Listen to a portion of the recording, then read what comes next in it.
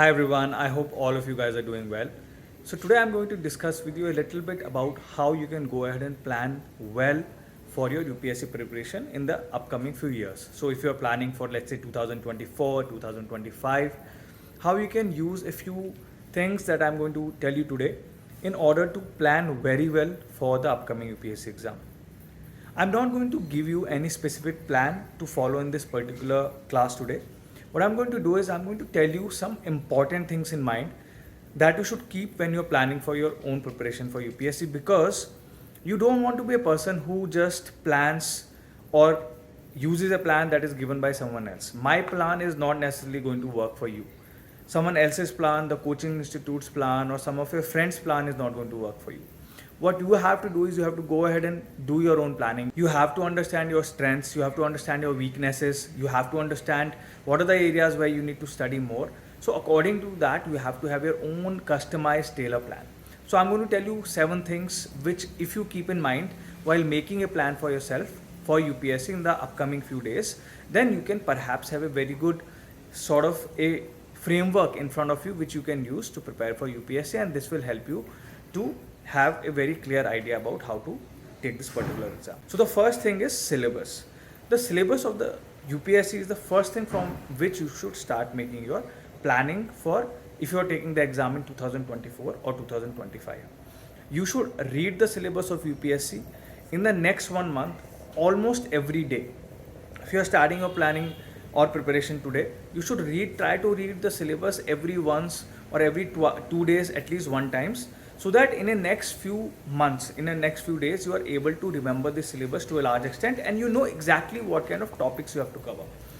See, there is a lot of benefit of doing this, because a lot of times we don't even know what we are reading from the newspaper, what we are reading from the book is even relevant for UPSC or not. So whatever is given in the syllabus of UPSC, you should know it inside out. You should know where those topics are, from which part of the syllabus those topics are. And when you're actually studying the content of UPSC, let it be current affairs, let it be newspaper, let it be any kind of book, Lakshmikant, economics book, or whatever you're reading, you are able to directly relate what you have read in these books to what is given in the syllabus. And that way your preparation will be a lot better compared to the fact that if you're not reading the syllabus at all. So do that, because syllabus is kind of a path. Syllabus is the path that is given by UPSC for you to follow, and it is important for you to know each and ins and outs of that path when you're walking on it. So that is very, very important. And apart from reading, I also want you to understand the syllabus. I want you to understand what is the coverage of the syllabus. So let's say we take for example GS1 syllabus. GS1 main syllabus of UPSC consists of 3 main things, 3 main topics: history, geography and society. And when we break down these further 3 topics into further subtopics, then you have history of the modern India, that is freedom struggle. Then you have ancient Indian history, then you have medieval Indian history, you have art and culture, you have world in history also in that. And then if you come to geography, you have physical geography, you have weather patterns and all these different topics in geography. And then when you come to society, you have various other things such as the way Indian society is structured, what is the effects of globalization on Indian society, what is the position of women in Indian society and the global society today, how is caste system work and how it affects our polity. So all these various subtopics that I'm talking about to you right now are actually given in the syllabus, and you need to understand all of these various subtopics really well, and this will provide you a nice path towards UPSC. So the first thing is, if you are sitting down today to study for 2024-25 preparation for UPSC, even if you are appearing in 23, I would strongly advise you to reread the syllabus, know it inside out, and that should be the first part of your plan of UPSC preparation. Now, what is the second part? The second part of your UPSC planning should be the sources. First, you have taken care of the syllabus, you have printed it down and you are studying it.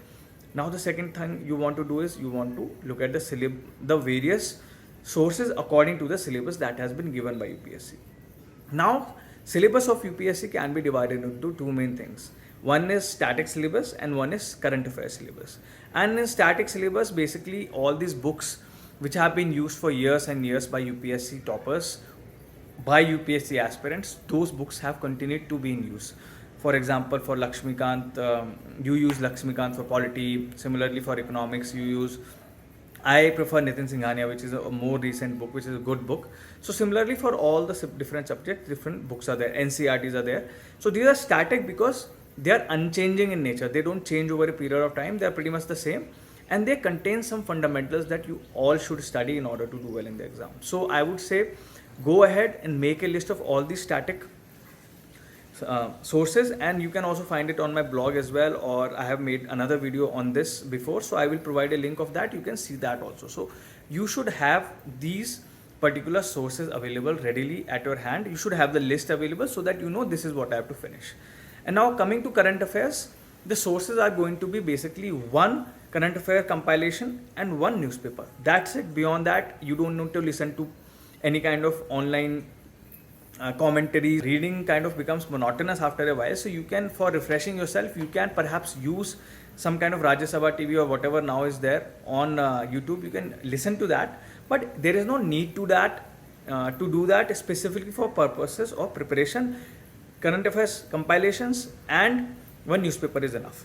So apart from that, like especially a lot of people have been talking about PIB, all this is not necessary. Trust me, you can just focus or rely on compilation because they are compiling from various sources already. Institutes like Vision or Insights or GK Today, what they're doing is they're compiling all this information from various sources, so you don't need to go ahead and look at those sources anyways.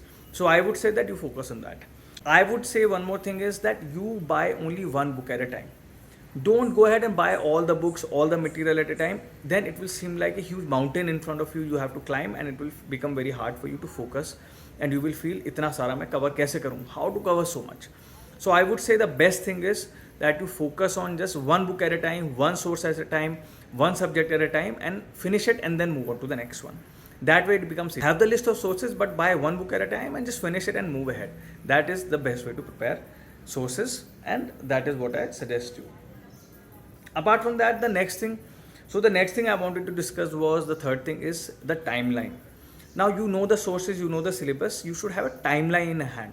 कि मेरे पास कितना time है, how much time do I have to finish all this? Let's say you are taking exam in 24, so you have good 1.5 years, more than 1.5 years to prepare, 25 even more than that. In my personal view, almost 1.5 years, 1.5 years is a minimum amount of time that is needed for this exam. Of course, some candidates are able to cross in 1 year also, but I would suggest keep 1.5 years to your disposal for this exam. And by sooner you start, I mean that if you are in college right now, you are in first year, second year, it is a good time to start because you have more time. You have 2-3 years, 4 years until you graduate from college, and after that you can directly write the exam. First, you can focus on college also. Slowly you can study for UPSC also, and after that, by the time you graduate, you will be so well prepared for basic things of UPSC that you will not need more than 6 months, 1 year to complete your preparations after you have graduated. So sooner the better. If you have inclination towards civil services, I would say go ahead and start even during your college days or even during your master's degree when you're pursuing it.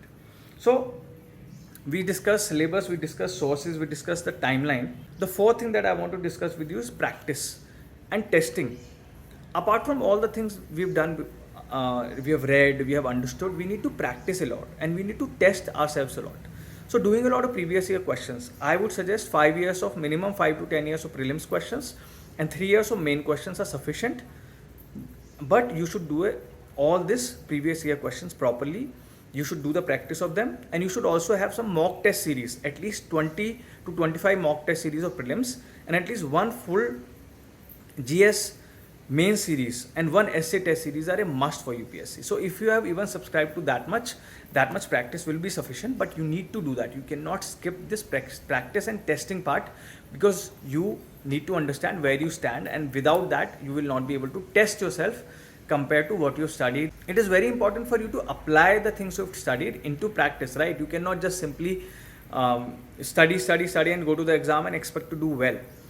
You have to try your own, whatever you have studied, you have to try it in person. You have to do some test series, you have to do some kind of mock tests so that you are able to understand what is the kind of preparation you have, what is the quality of preparation you have. So I suggest that you do that and try to evaluate yourself honestly. The best evaluator of you is not any teacher, not any student but yourself. So try to evaluate yourself properly. Look at toppers answer sheets from the past years. They are the best guide for you to understand what kind of quality of papers you need to write. The next thing is feedback. I think apart from practicing, especially for answer writing and for essay writing, for ethics answer writing also, you need to have some sort of a feedback mechanism. So you can try to get help of your siblings, your friends, your family, other UPSC aspirants whom you know, or even there are some online sources where you can post your answers, where you can get some feedback. But apart from that, try to develop a mechanism to test yourself and to give feedback to yourself on the answers you have written, on the essays you have written. So I developed a kind of a feedback mechanism for myself. I will post that also so that you can use that particular feedback mechanism for yourself also. It will be very, very useful for you. Now we have discussed these 5 things. The 6th thing is obviously how you plan to keep yourself going, how you plan to keep yourself motivated. Motivation is the 6th thing. And I think for that, what is very important is what drives you for this particular exam. Is there internal motivation? See, external motivation fizzes out very quickly. When you are driven by seeing other people how they are doing, that will not last. What will last is andar se, from inside you have the junoon to go for it yourself. So I would suggest to all of you that try to answer the question why you are doing this, why you want to get into civil services. That is very, very important. And try to have a junoon from it which is genuine, which is coming from inside, which is not just by seeing someone else you are trying to do or just because your parents are telling you. So that is something very important and that will keep you going. And finally, the last thing that I wanted to talk about is, see, at the end of the day, everything will seem like a mountain. It will seem like that it is very, very difficult to achieve this goal because the path in front of you is so long, the goal seems to be so high. Cracking the civil services, coming into top 100, it seems very difficult, right?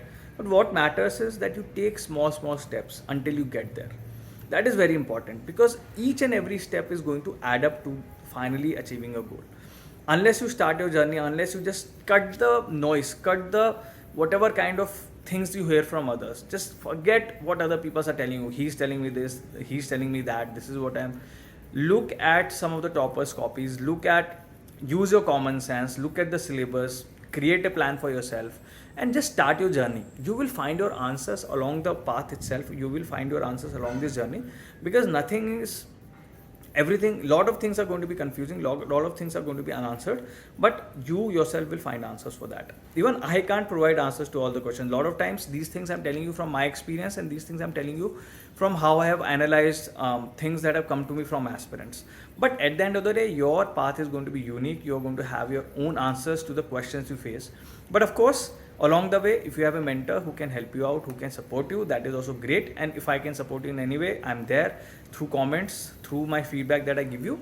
So hopefully that can help you out as well. So take care. I hope you guys have a nice Saturday and you are able to use these things that I've told you today to make a great plan that suits your needs for UPSC. Take care. Bye-bye.